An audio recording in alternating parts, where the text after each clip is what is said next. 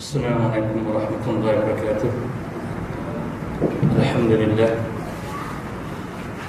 Alhamdulillahillazi arsala rasulahu bil huda wa dinil haqq liyuzhirahu 'ala ad-din kullihi walau karihal musyrikun.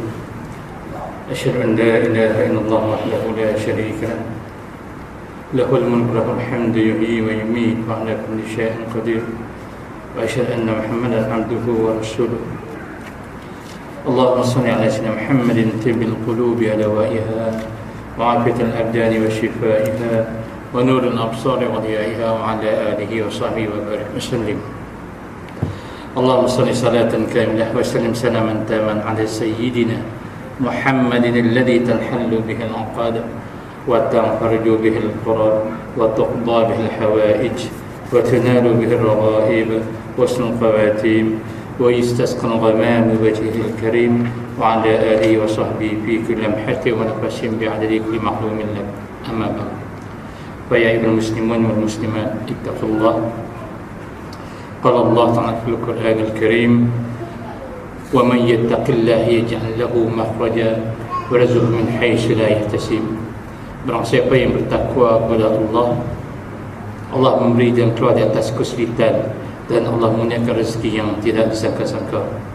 Sebelum kita mulakan pengajian kita, saya menyeru diri saya dan juga hadirin hadirat yang mana saudara kita daripada Naratiwat Thailand memerlukan bantuan.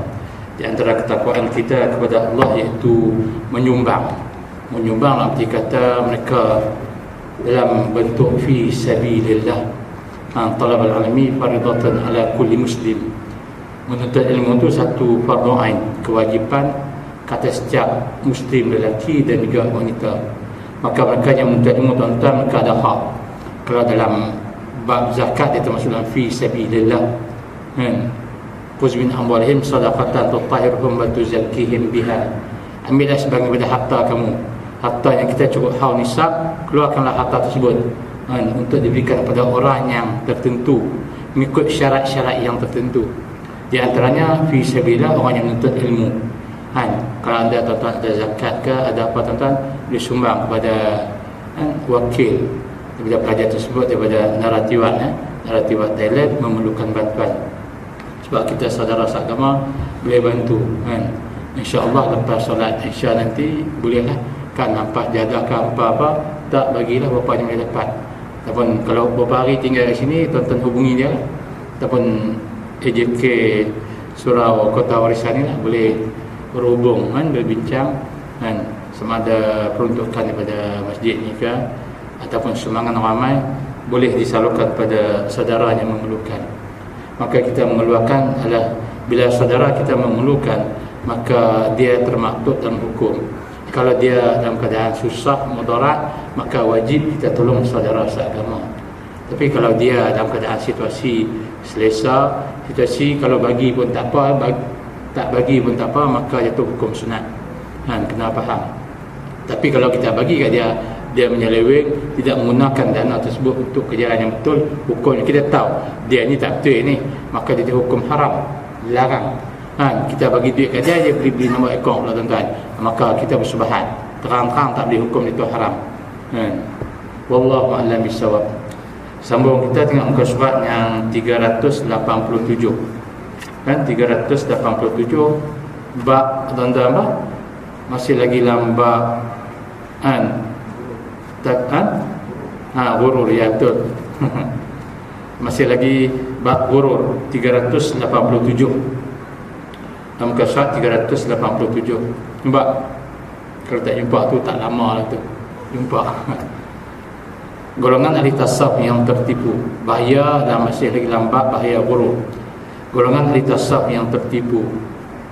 Orang-orang yang sedang mendalami ilmu tasawuf juga tidak terlepas daripada berbagai tipuan. Tipuan-tipuan itu adalah seperti berikut. Pertama, golongan yang pertama di antara mereka itu ada yang tertipu dengan cara berpakaian, tingkah laku, tindakan serta ketika berbicara. Umpamanya mereka tidak pernah meninggalkan daripada duduk di atas sejadah tempat sembahyang sambil menundukkan kepala, memasukkan kepalanya ke dalam baju seolah-olah sedang memikirkan perkara yang amat berat dan keras. Malahan mereka juga menunjukkan dengan cara pernafasan, dengan nafas yang sengaja dipanjangkan dan dibuat-buat, serta melemahkan suara seolah-olah suara sudah parau sehingga kurang didengari oleh orang yang terdekat dengannya. Percakapannya satu persatu lembek sekali, tidak bersemangat untuk bercakap-cakap apatah lagi bekerja. Tetapi apa yang menghairankan ialah mereka tidak cukup untuk membersihkan jiwa zahir dan batinnya dari dosa-dosa yang samar ataupun yang terang. Padahal penyucian jiwa merupakan perkara asas dalam tingkat ketasawufan. Sesungguhnya orang-orang tersebut tidak pernah cenderung kepada perkara di atas, tidak pernah merasakan penyertaan latihan itu pada tubuhnya. Bukankah orang-orang ini tertipu oleh ketasawufannya yang belum dikenal akan hujung pangkalnya? Golongan pertama adalah golongan yang tuan-tuan boleh tengok, tuan-tuan boleh nampak dalam masyarakat kita, kan, daripada dulu kini akan datang wallahu a'lam bissawab. Keadaan mereka yang berpakaian seolah pakaiannya tuan-tuan nampak sangat kemiskinan, pakaiannya nampak sangat compang-camping. Dia pakai, kita nampak dia susah, nampak dia miskin. Itu bukan adalah sunnah Rasulullah sallallahu alaihi wasallam. Sunnah Rasulullah tuan-tuan pakaiannya bersih. Cuma Rasulullah hidup dalam keadaan sederhana, kan, yang kata zuhud, tidak mencintai dunia. Bukan arti kata membuang dunia. Ni setengah orang tuan-tuan dia buang dunia tuan-tuan. Duduk atas tikar semayang tuan-tuan, tak bergerak dah daripada subuh sampai ke isya tuan-tuan. Di mana hak dia kepada Allah tuan-tuan, hak dia pada keluarganya, haknya kepada dunia. Menolak, kan, dia duduk atas tikar sejadah, dia tak peduli kepada dunia. Sedangkan Allah jadikan manusia untuk mentadbir dunia, kan. Sebab tu Rasulullah dah atur dah hidup. Kan dah pula kisah Rasulullah tuan-tuan, yang mana seorang sahabat tuan-tuan do'af sangat, susah sangat, miskin sangat, duduk atas tikar semayang. Bila duduk atas tikar semayang, Rasulullah perhati ni, susah sangat. Dia datang ke Rasulullah merayu, meminta bantuan, kan. Rasulullah kata, apa yang ada? Dia kata, apa yang hang likir? Rasulullah kata, tak ada apa. Kat rumah apa ada? Tak ada, yang ada tikar je, tikar sebelum tempat aku duduk untuk makan, baring dan dengan keluarga aku. Dan ada satu bekas bejana yang aku guna untuk makanan, letak makanan itu aku makan dalam tu. Saya kata balik ambil dua benda tu. Bila ambil balik dua benda tu, dia serah kepada Rasulullah. Saya kata bagi aku. Rasulullah bangun, Rasulullah kata, sahabat, siapa nak beli dua barang ni? Sahabat bangun, ya Rasulullah, aku beli satu dengan satu dirham. Rasulullah kata, ada orang nak beli lebih lagi? Seorang pergi bangun, ya Rasulullah, aku beli dengan harga 2 dirham. Maka Rasulullah jual, beli. Setelah ambil 2 dirham, Rasulullah bagi pada sahabat tersebut. Rasulullah kata, wahai sahabat, 1 dirham kau pergi beli makanan, 1 lagi kau beli kapak. Lepas tu kau main jumpa aku. Dia pun pergi keluar, lepas tu masuk dalam majlis dia, ya Rasulullah, ini aku dah beli makanan dan ini aku beli kapak. Rasulullah kata, makanan ni kau bawa balik makan dengan keluarga kamu, dan kapak ni kau gunakanlah untuk masuk dalam hutan cari kayu, potong, jual. Rasulullah kata, aku tak mau tengok kau hang 15 hari, hang balik, aku tak mau tengok. Bukan Rasulullah benci, maksudnya nak perintah kepada sahabat tersebut. Ni dunia ni, kita ni kan, dalam Allah ciptakan kita manusia untuk wa ma khalaqtul jinna wal insa illa liya'budun. Tidak aku ciptakan jin dan manusia melainkan menyembah Allah, menjadi hamba Allah. Jadi tuan-tuan, lepas 15 hari dia datang. Rasulullah kata, macam mana keadaanmu? Datang dengan pakaian dah elok dah. Dia kata, alhamdulillah Rasulullah, kan, rezekiku bertambah, keadaan aku bertambah baik dan sebagainya. Maka alhamdulillah ya Rasulullah, kan, perubahan berlaku pada diri dia. Rasulullah kata, inilah Islam, tuan-tuan. Sebab tu tuan-tuan kena ingat tuan-tuan, bila mana Rasulullah sebut, tuan-tuan boleh tengok dalam Tanbihul Ghafilin, peringatan bagi orang-orang yang lalai ataupun lupa. Yang Rasulullah kata, barang siapa yang berusaha mencari rezeki yang halal untuk tidak meminta-minta untuk keperluan diri dan keluarga dan berbaik dengan jiran tetangga, maka akan dibangkit di depan Allah di yaumil akhirah, yaumil mahsyar nanti, keadaan wajahnya bagaikan bulan purnama.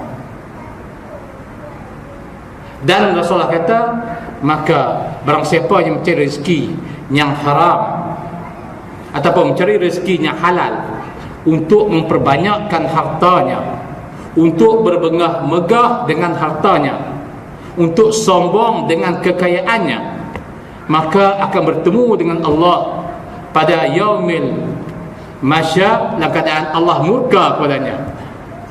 Dua keadaan. Orang cari benda yang halal, tapi satu lagi dengan niat yang baik, yang satu lagi dengan niat yang tidak baik. Cari benda yang halal, benda yang sama. Apatah lagi cari yang haram, lagi dimurkai Allah SWT. Tengok dalam perintah tersebut tuan-tuan, betul lah Allah sebut kan, carilah kamu habuan kamu di akhirat yang Allah janjikan, dan janganlah kamu lupa habuan kamu di dunia, dan berbuat baiklah kamu sebenarnya Allah melakukan kebaikan ke atas kamu. Carilah, Allah kata, habuan kita di akhirat tuan-tuan, pahala dan kebaikan, iaitu amal soleh, kebaikan. Dan jangan lupa habuan kita di dunia. Sebab tu lambat golongan pertama ni tuan-tuan tertipu tuan-tuan. Banyak tertipu tuan-tuan kan. Dia duduk, dia tidak, nanti kata tuan-tuan malas. Kan ni bahaya. Ini belitan syaitan dalam apa tuan-tuan? Dalam tasawuf. Kalau tuan-tuan tengok, tuan-tuan, ada kitab nama dia akan Tablis Iblis. Tablis Iblis. Nanti kata dalam kitab tu perangkap, kan, tipu daya syaitan. Perangkap syaitan dalam tasawuf. Nanti kata tuan-tuan, mereka duduk dalam agama tuan-tuan, mereka merosakkan agama. Nanti katakan rosak, nanti kata mana tuan-tuan? Banyak-banyak dalam tamanya para pengkaji, kan, pengkaji para ulama tuan-tuan. Bagaimana Imam Syafi'i sebagai contoh tuan-tuan, dia berhijrah daripada, kan, daripada mana tuan-tuan? Baghdad ke Mesir. Dia berhijrah tuan-tuan dalam tahun ke-9 hijrah. Dia berhijrah tuan-tuan, kata tuan-tuan berhijrah, dia kata aku meninggalkan, kan, Baghdad kerana di sana terdapat di kalangan umat Islam yang dia panggil zindik. Mereka selalu melaungkan, mereka dalam masyarakat Islam meracuni pemikiran umat Islam, kan, selalu melontarkan syair-syair dalam masyarakat, kan, menyanyi-nyanyi, arti kata keseronakan yang melebihi had batasan. Yang Imam Syafi'i kata zindik ni tuan-tuan apa dia? Luar Islam, dalamnya kafir. Ini berlaku tuan-tuan. Kalau tuan-tuan tengok, kalau sufi ni, tasawuf ni, dia, kalau segi tasawuf, Imam Ghazali pun ada kitab Ihya Ulumuddin yang dibahaskan tuan-tuan, belitan iblis ni dia meracuni pemikiran manusia tuan-tuan. Abdi kata tuan-tuan, yang pertama tuan-tuan, menjauhkan diri mereka daripada dunia. Itu salah satu perkara yang rosak. Dan kalau Islam datang untuk mengajak manusia mentadbir dunia, mentadbir manusia dengan apa tuan-tuan? Dengan syariat Allah. Kalau tuan-tuan semua duduk atas tika semayang tuan-tuan, siapa nak jadi pegawai daerah tuan-tuan, siapa nak jadi doktor, siapa nak jadi jurutera, siapa nak jadi peguam, siapa nak jadi pengurus, siapa nak jadi pekerja tuan-tuan, siapa nak takbir dunia ni tuan-tuan, semua duduk dalam masjid, kan? Kalau berlaku macam ni tuan-tuan, kerosakan. Kita membiarkan dunia kita dipegang oleh orang-orang bukan Islam, musuh Islam, bahaya. Ini yang berlaku tuan-tuan. Zaman ke-9, ke-10, ke-11 hijrah tuan-tuan. Bagaimana tuan-tuan umat Islam di Eropah tuan-tuan, kan, teruk kena, kan, bila mereka meninggalkan syariat tuan-tuan, masuk dalam belitan iblis tuan-tuan, kan, memperbanyakkan tuan-tuan, kan, subuh, zuhur, asar, maghrib, isyak. Kalau di masjid tu alhamdulillah, itu ini disuruh di Rasulullah tuan-tuan. Tapi masa antara tu tuan-tuan, kalau Rasulullah kata sederhana dalam hidup, 8 jam ibadat, 8 jam bekerja, 8 jam berehat. Bila mana kita tertipu tuan-tuan, ibadat lebih daripada 8 jam, kan? Sebab Islam tidak melihat kepada kuantiti tapi kualiti, kan? Islam menekankan kualiti daripada kuantiti tuan-tuan, kan? Sebab tu tuan-tuan, yang Islam tekankan tuan-tuan apa dia? Perkara pertama, solat fardu, subuh, zuhur, asar, maghrib, isyak. As-salatu ala waqtiha, solat pada waktunya. Allahu akbar, Allahu akbar, itu yang paling kualiti. Solat di awal waktu, solat berjemaah dalam jemaah di masjid tuan-tuan, itu yang terbaik. Lepas tu bertebaran di atas muka bumi. Lepas solat subuh tuan-tuan, zikir, doa, bertebaran di atas muka bumi. Kalau yang meniaga, yang bekerja, mentadbir bumi Allah ni tuan-tuan. Kata kita, Allah warisi muka bumi Allah ni di atas hamba-hambanya yang beriman dan beramal soleh. Jangan kita serahkan dunia ni kepada orang bukan beriman. Hari ni kita tengok tuan-tuan, politik dunia dikuasai oleh orang bukan Islam. Ekonomi dikuasai oleh orang bukan Islam. Sosial, situasi hidup kita ni sendiri diatur oleh orang bukan Islam. Sampai tahap macam tu. Sepatutnya Islam dah ada dah peraturan undang-undang, cara, kaifiat macam mana tuan-tuan. So tinggal doga tuan-tuan. Sebab tu jangan tertipu. Dalam perkara ni yang mana pengarang mengatakan banyak di kalangan ni sebagai segi observation dia karang kitab ni tuan-tuan, dia tengok masyarakat yang berlaku zaman dia. Imam Ghazali tengok masyarakat yang berlaku di kalangan masyarakat zaman dia. Kita sini pun hari ni boleh tengok, buat pemerhatian, tengok adakah perkara yang sama berlaku dalam kehidupan kita tuan-tuan. Kalau ada di kalangan mereka tuan-tuan, kadang-kadang betul kan, dia keadaan tuan-tuan, pakaiannya, ya Allah, kan kita nampak tuan-tuan kekotoran. Rasulullah an-nazafatu minal iman, kebersihan sebahagian daripada iman.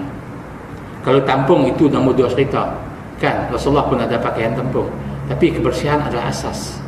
Kalau nampak kotor tuan-tuan kan, kalau kita kena tengoklah kan, kalau kekotoran tu menyebabkan tertolaklah amalan.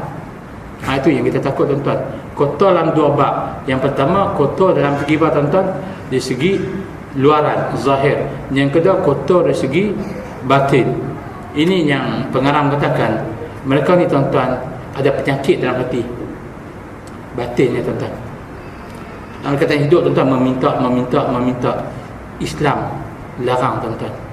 Kita ada harga diri, ada agama tuan-tuan.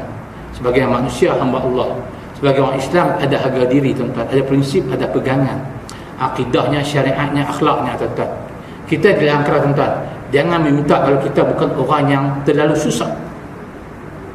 Dilarang keras tuan-tuan dalam Islam. Sebab yang pertama menjatuhkan apa tuan-tuan? Maruah kita. Yang kedua menjatuhkan agama. Lepas tu Rasulullah kata kemiskinan hampir-hampir membawa kepada kekufuran.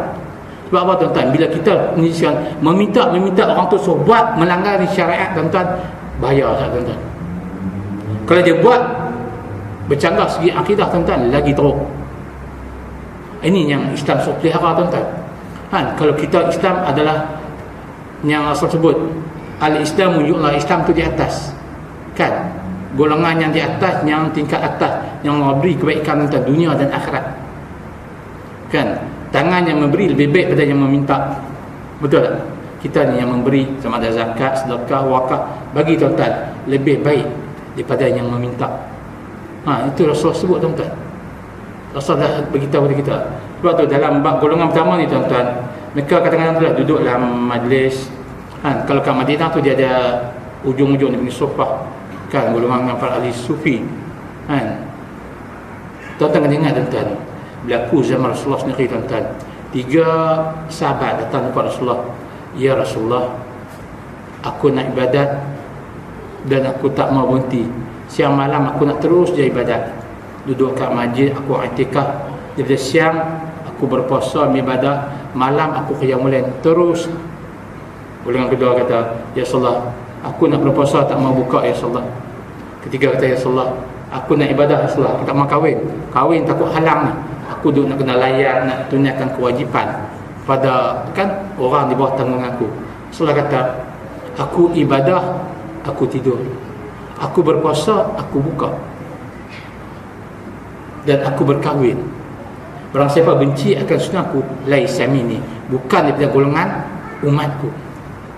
Tengok tuan-tuan, mesej jelas daripada Rasulullah tuan-tuan kan. Ibadah buat ibadah buat tuan-tuan, tapi dalam dikata dalam kualiti yang terbaik.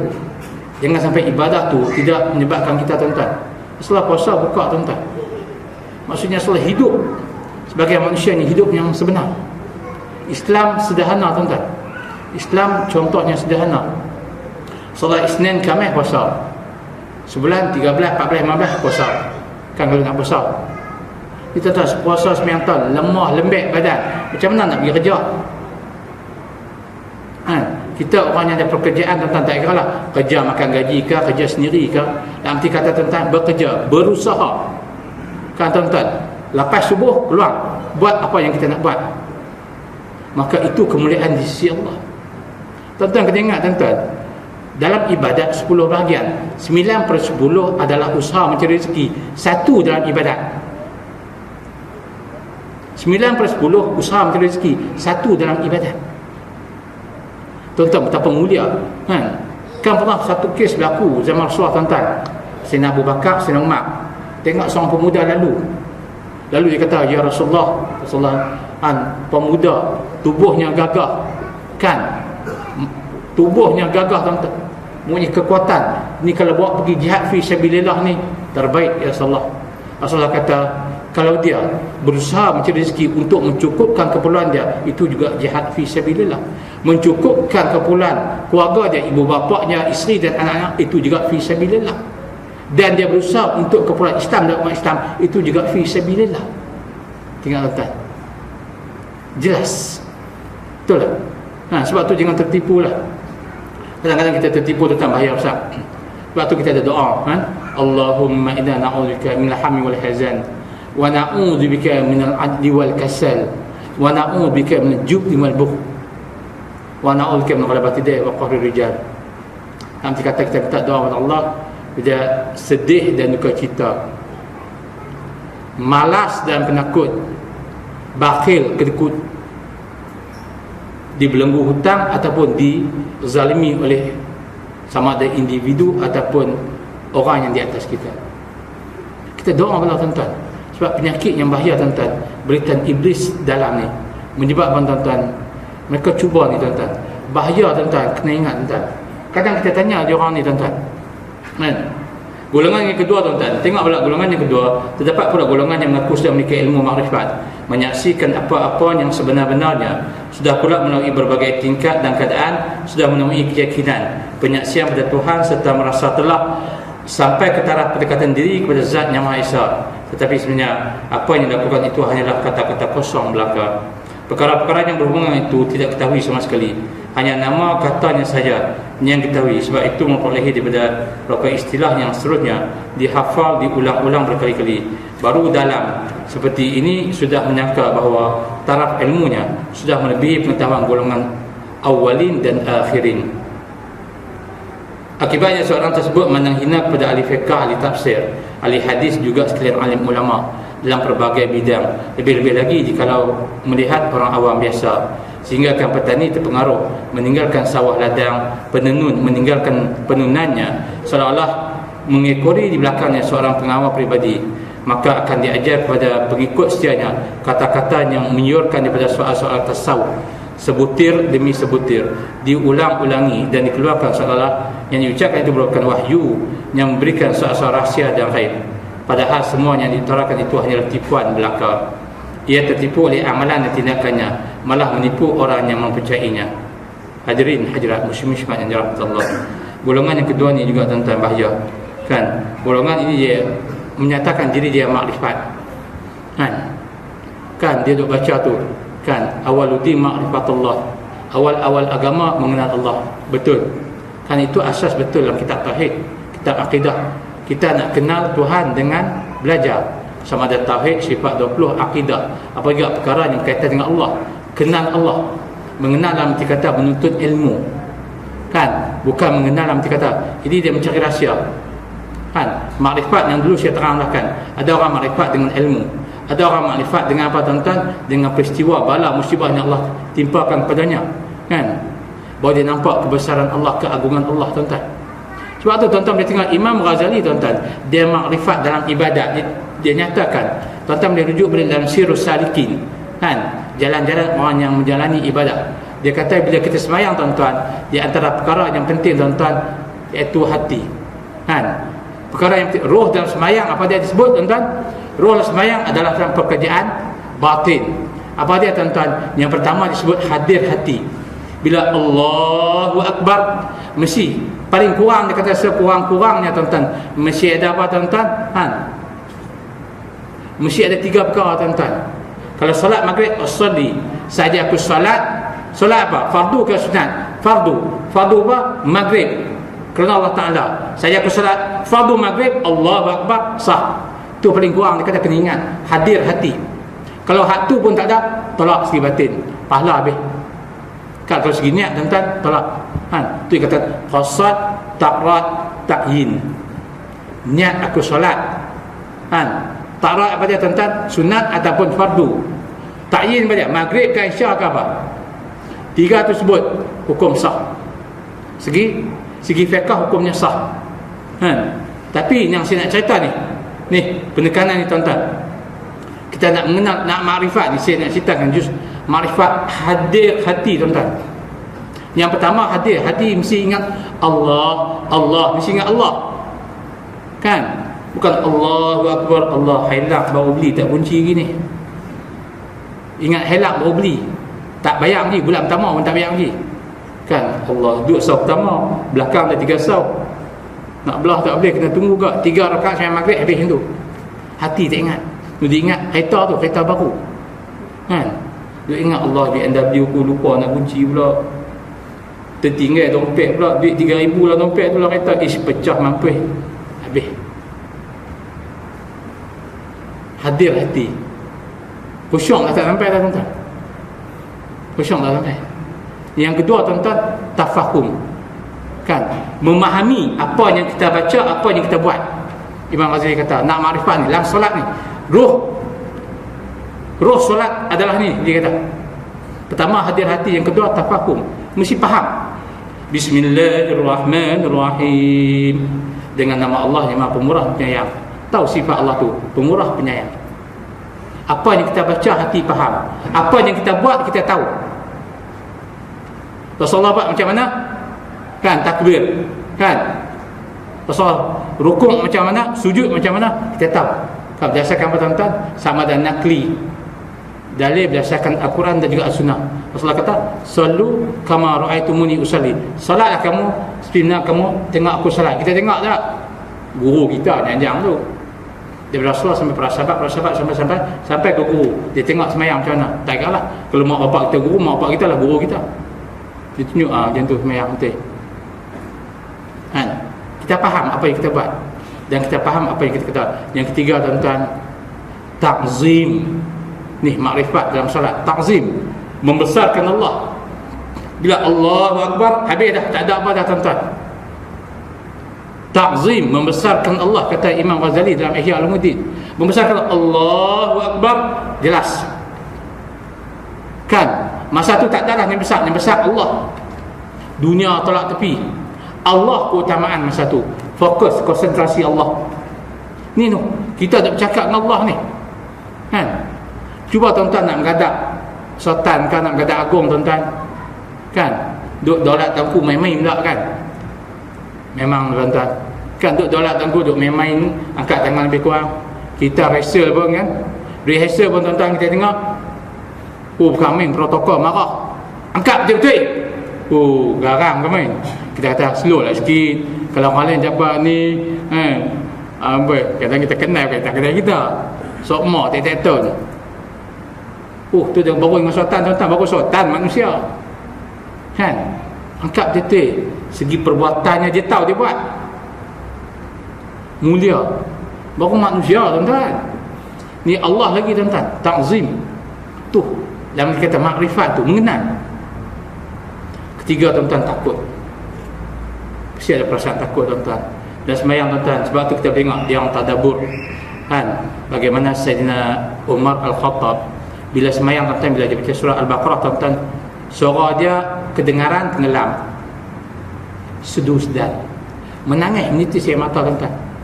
Takut. Takut ke Allah ni tuan-tuan. Dia sembahyang ni takut. Yang pertama takut tuan-tuan. Apa yang kita buat tuan-tuan? 10 ton, 20 ton, 30 ton, 40 ton, 50 ton tuan-tuan, Allah tolak tuan-tuan. Wal-iyadzubillah. Ni kita duk buat ni, letih dah ni. 40 ton, 50 ton. Tiba-tiba Allah tolak tuan-tuan. Takut tak? Kita kerja sebulan tuan-tuan, tiba-tiba dengar cerita tak dapat gaji tuan-tuan. Meroyan tuan-tuan, kerja. Kan? Meroyan tak dapat gaji. Kan? Baru tak dapat gaji. Kan? Ni tuan-tuan kita buat tuan-tuan, Allah kata tak ada apa di sisi aku. Ya Allah tuan-tuan. Nak kata apa tuan-tuan? Nak kata apa? Yang ketiga tuan-tuan, yang keempat tuan-tuan, mahram. Yang keempat tadi takut. Yang kelima tuan-tuan mengharap. Mengharap apa tuan-tuan? Harap Allah terima solat kita. Kan imam berdoa, Allahumma rabbana taqabbal minna du'a'ana wa qiyamana wa ruku'ana wa sujudana wa a'malana innaka antas sami'ul alim. Ya Allah, terimalah doa, permintaan, munajat kami. Ya Allah, terimalah qiyam diri kami, rukuk kami, sujud kami. Ya Allah, segala amalan yang kami buat, ya Allah terima. Ya Allah, mengharapkan Allah terima segala amalan kita.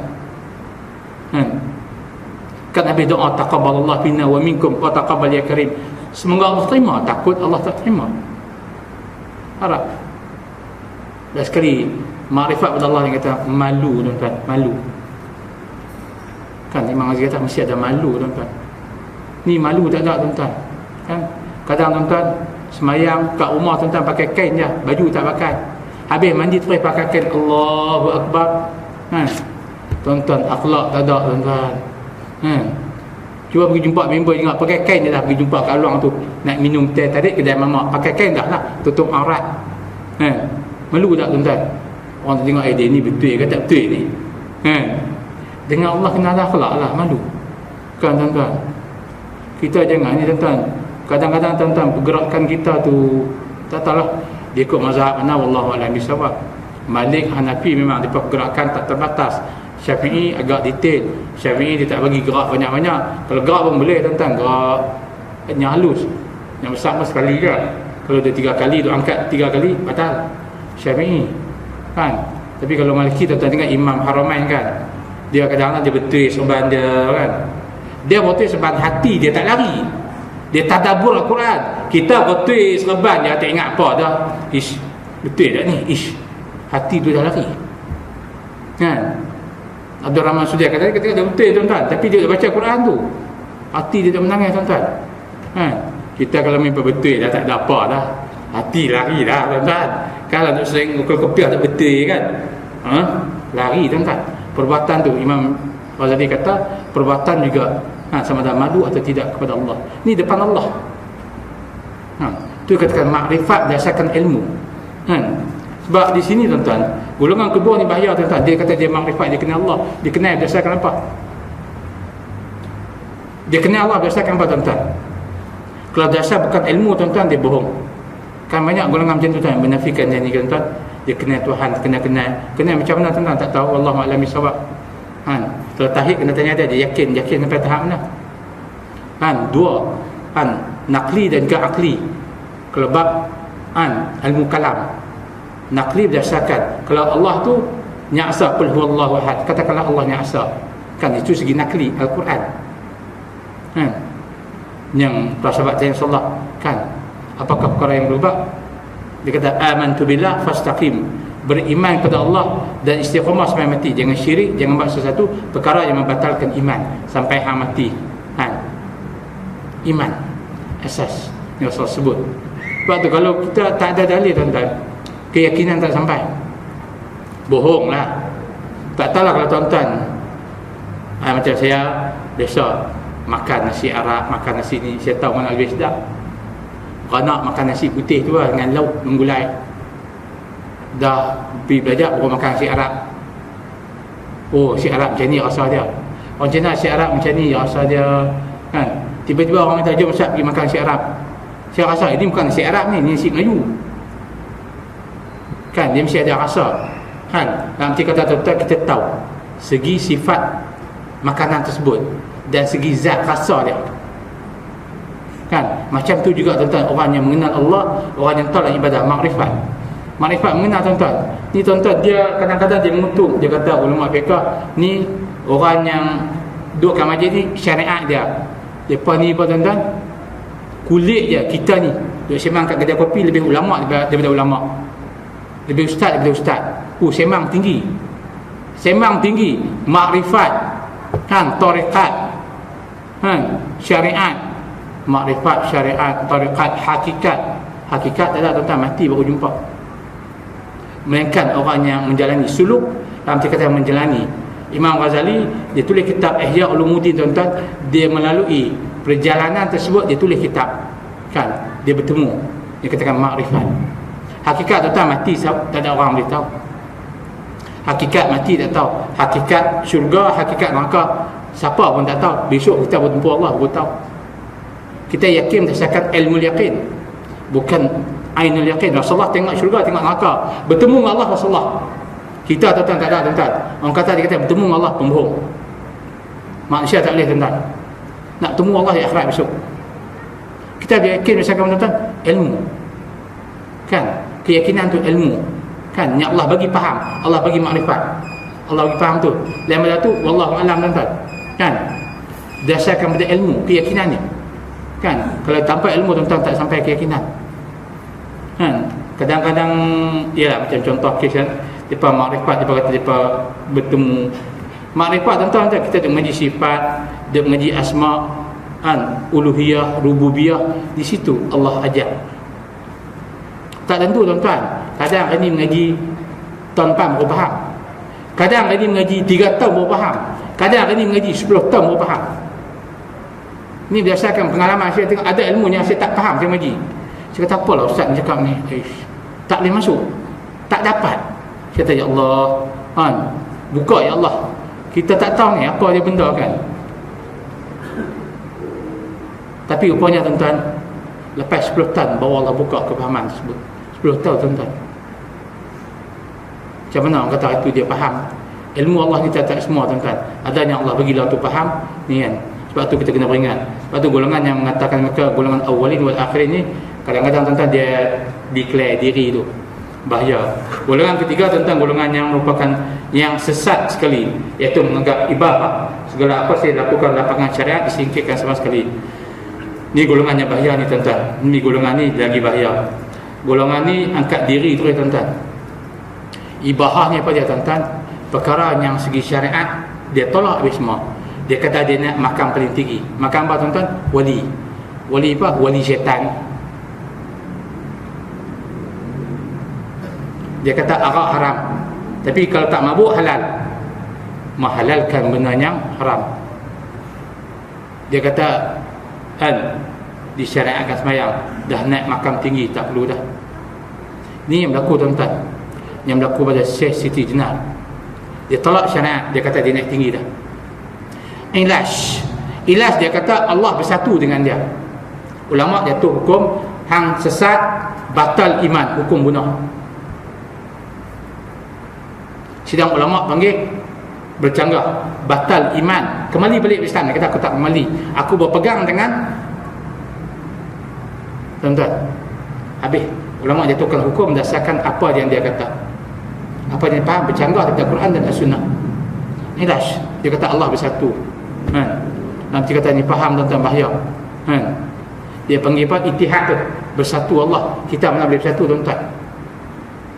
Ittihad maksudnya bersatu. Macam Kristian tu declare, tuan-tuan, kan, Trinity, kan, God, kan, Mother of God, kan, Maryam, lagi satu apa? Isa tu, kan, 3 Tuhan, kan. Mana ada Tuhan? Tuhan tak ada anak, tak ada bini, tuan-tuan. Tapi di dalam istilah dalam syarat dia panggil ittihad, bersatu. Manusia tak boleh, tuan-tuan. Bagaimana pokok Syiah kata dalam diri Ali ada Allah, batal iman, tuan-tuan. Pokok Syiah kata dalam diri Ali ada Allah. Ni pokok Syiah, batal, tuan-tuan. Dia tolak. Ini bahaya, ini kena jaga. Sebab ini berlaku, tuan-tuan. Kalau tuan-tuan duduk di, dia orang apa, Kristian, Buddha, Hindu, Yahudi, mereka dia ada pahaman yang sebegini, bersatu dengan Tuhan dalam keyakinan mereka. Kalau tuan-tuan tengok perbandingan agama dia ada, kan, di antaranya agama Hindu, Kristian, Yahudi, lagi itu Buddha. Mereka ni memang ada kefahaman macam tu, kefahaman yang bantal iman. Tuhan-Tuhan kita. Manusia, roh adalah makhluk, tubuh badan ni adalah makhluk. Apa ni semua makhluk, tak ada Tuhan. Batas, kan, malaikat dengan kita pun berbeza, jin dengan manusia pun berbeza. Jin boleh masuk dalam tubuh manusia.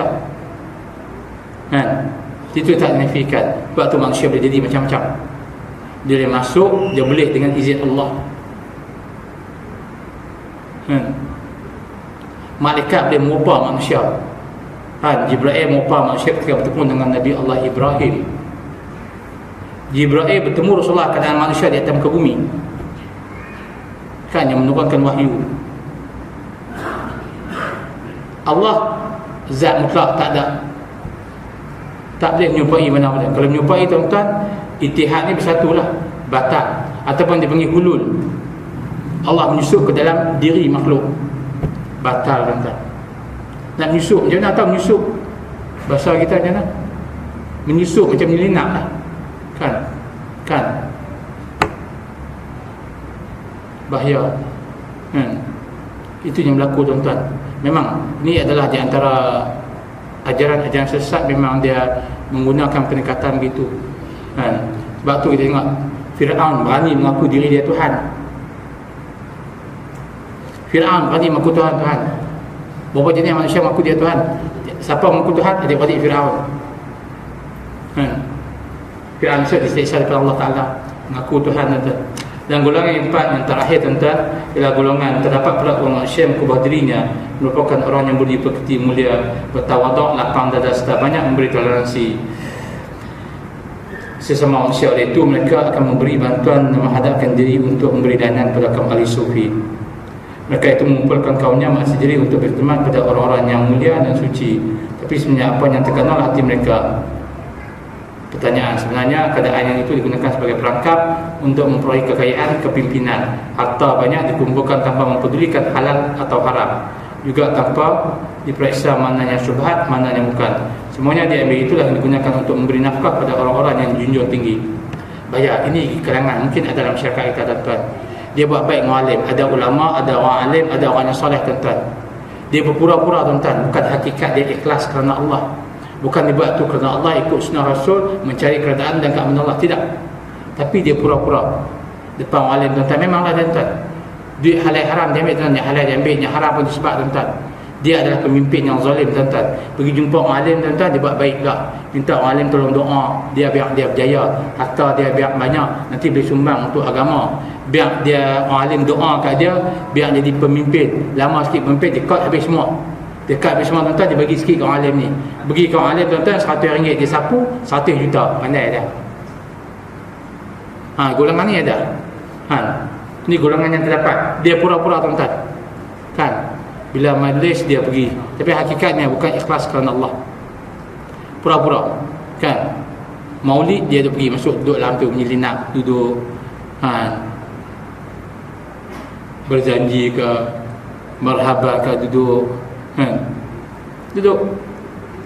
Majlis yang baik, tapi itulah, kalau dia berpura-pura, tuan-tuan, termasuk golongan ni. Sebab tu, tuan-tuan, kita dilarang berpura-pura, tuan-tuan, melakukan perbuatan tersebut. Sebab apa, tuan-tuan? Bahaya besar. Sebab apa Allah sebut dalam Quran? Dalam Quran Allah sebut, janganlah kamu melakukan satu amal ibadat tu melainkan untuk apa, tuan-tuan? Untuk mendapatkan keredaan dan keampunan Allah. Jangan mengharapkan selain daripada Allah, tuan-tuan. Kita buat sesuatu, tuan-tuan, mesti ikhlas, tuan-tuan. Mesti ikhlas. Tuan-tuan beribadat ke buat apa, tuan-tuan? Tuan-tuan solat fardu, jaga sunat, tuan-tuan, tak tinggal Quran, tak tinggal semua, tuan-tuan, dengan niat apa, tuan-tuan? Kerana Allah. Nak cari keredaan Allah, keampunan Allah, rahman Allah, semua kerana Allah. Jangan buat duk berzikir, tuan-tuan, setiap tidur 40 hari 40 malam. Untuk apa, tuan-tuan? Nak makan wali, pembohong. Ini bahaya. Syariat tak suruh hang jadi wali. Allah suruh beriman, beramal soleh. Allah tak kata hang jadi wali. Itu makam tu Allah yang bagi, tuan-tuan. Para Nabi berasul naik makam tersebut. Mak Nabi Allah Isa, makam wali. Dia tak beribadat, dia beribadat kerana Allah, tuan-tuan, bukan beribadat nak jadi wali. Ni cari ilmu, nak cari jadi wali. Ramai kan ni golongan kita, tuan-tuan. Semayang malas, tuan-tuan. Masjid tak pernah mai. Kedai kopi, tempat persidangan, tuan-tuan. Kan? Lepas sebatang rokok, tuan-tuan. Rokok naik pun tak apa. Dia kata isap rokok ni tak ada apa, tuan-tuan. Fatwa negeri kata haram. Tak apa, sab. Kan, dia kata dia pegang hukum makruh. Hujah dia, kita pun tak tahu hujah dia. Terus, kan, duk cakap Yalah, makanan jin kan asap, pro datang ilham, duk bahas hakikat makrifat syariat. Jalan pun tak betul dah, tarik pun tak betul dah, tarikat pun tak betul dah. Kan orang beriman, beramal soleh, orang bertakwa, tempat dia mana tuan-tuan? Tempat utama dia di masjid. Tempat kedua di mana tuan-tuan? Tempat kedua di rumahnya. Tempat ketiga tempat dia cari rezeki. Lain pada tu dia tak lepak dah. Melainkan pergi makan, nak makan kena lah, pergi kedai makan. Lepas tu dia tak duduk lama tuan-tuan. Tempat malim, tempat dia orang beriman, masalah takwa. Pertama lah masjid, rumah Allah. Yang kedua rumah dia, yang ketiga tempat cari rezeki. Ini duduk kedai kopi daripada pagi sampai malam, sampai pagi tuan-tuan. Duk bahas tarikat, hakikat, makrifat. Tinggi sungguh sembang pagi-pagi. Wallahu a'lam bisawab. Kita nak kata apa? Ini suasana yang berlaku. Sebab tu kita berlindung dengan Allah tuan-tuan. Daripada tuan-tuan apa? Sebab tu tuan-tuan sebutkan, ihdinas siratal mustaqim, siratal ladzina an'amta 'alaihim ghairil maghdubi 'alaihim waladdallin. Amin. Ya Allah, pimpinlah kami atas jalan yang benar. Jalan siapa tuan-tuan? Jalan para nabi, para rasul, kan? Siddiqin, syuhada, solihin. Mereka yang mendapat petunjuk Allah, mereka yang mendapat nikmat di sisi Allah. Bukan jalan orang yang dimukai tuan-tuan. Siapa dia? Golongan Yahudi. Yahudi tuan-tuan, dia declare dia bukan terbaik, golongan yang terbaik, manusia yang terbaik. Banyak Nabi di kalangan golongan-golongan mereka. Nabi Allah Ibrahim, Nabi Allah Ishaq, Nabi Allah Yaqub, Nabi Allah Sulaiman, Nabi Allah Daud, Nabi Allah Sulaiman, Nabi Allah Yusuf, Nabi Allah Isa, Nabi Allah Yahya, Zakaria. Mereka declare mereka terbaik tuan-tuan. Tapi golongan ni tuan-tuan, qalu sami'na wa asayna. Tak kira lah bapak dia keturunan Nabi ke, keturunan Rasul ke, tok kita ulama ke, bapak kita ustaz ke, kita ingat kan iman bukan diwarisi. Tak usah doa pak ku alim, pak ku ulama, tak usah doa. Tu keturunan Nabi tu, Bani Israel tu. Tapi orang beriman bermasalah, qalu sami'na wa ata'na. Kami dengar, kami taat. Rasulullah tak pernah kata dia keturunan Nabi Allah Ibrahim, yang dia tak pernah angkat diri, tapi dia keturunan Nabi Allah Ibrahim. Hanya Allah angkat dia. Kita boleh tengok tuan-tuan, contoh qudwah hasanah Rasulullah sallallahu alaihi wasallam. Ni golongan Yahudi berbangga, besar diri, sombong, takabur, hancur. Kita jangan jadi golongan macam tu. Biar kita keadaan sederhana, tak apa. Bukan kita nak cari keredaan manusia, bukan nak cari kemuliaan manusia, cari keredaan Allah dan kemuliaan di sisi Allah. Itu yang Allah janjikan. Wallahu a'lam bissawab.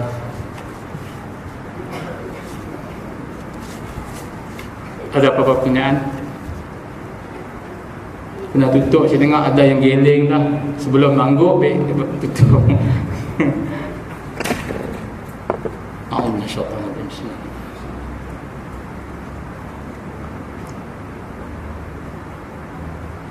Alhamdulillah. Al-Fatihah. A'udzu billahi minasyaitonir rajim. Bismillahirrahmanirrahim. Alhamdulillahi rahmanir rahim, maliki yaumiddin. Iyyaka na'budu wa iyyaka nasta'in, shiratal mustaqim, shiratal ladzina an'amta 'alaihim ghairil maghdubi 'alaihim waladdallin. Amin. أعوذ بالله من الشيطان الرجيم. بسم الله الرحمن الرحيم. الحمد لله العالمين والصلاة والسلام على أشرف الأنبياء والمرسلين وعلى آله وصحبه أجمعين. اللهم اجعل جمعنا هذا جمعا مرحوما وتفرقنا تفرقا معصوما ولا تجعل لنا فينا ولا معنا ولا ميت ولا شقيا ولا محروما مطرودا. اللهم زدنا وتنقصنا وعاتنا ولا تحرمنا واسرنا ولا ترسل علينا واغفنا وارحمنا يا الله يا الله يا الله إنك أنت السميع العليم. اللهم فقهنا في الدين، اللهم علمنا التأويل، اللهم ارزقنا فهم النبيين وحفظ المرسلين وإيمان المتقين. اللهم اجعلنا من الذين يستمعون القول فيتبعون أحسنه. اللهم اهدنا الصراط المستقيم صراط الذين أنعمت عليهم من النبيين والصديقين والشهداء والصالحين وحسن رفيقا يا أرحم الراحمين.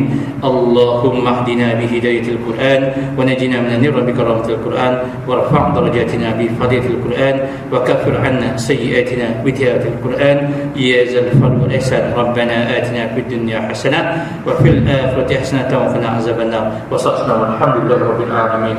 Kalau saya terkasar bahasa, terlebih secara pribadi memohon kemaafan. Kita tangguh menjadi dengan tasbih kafarah dan surat Al-Asr. Subhanakallahumma bihamdik, asyhadu an la ilaha illa anta, astaghfiruka wa atubu ilaik. Bismillahirrahmanirrahim. Wal 'asr innal insana lafi khusr illa alladhina amanu wa 'amilus shalihat wa tawasaw bil haqqi wa tawasaw bis sabr. Wassalamu alaikum.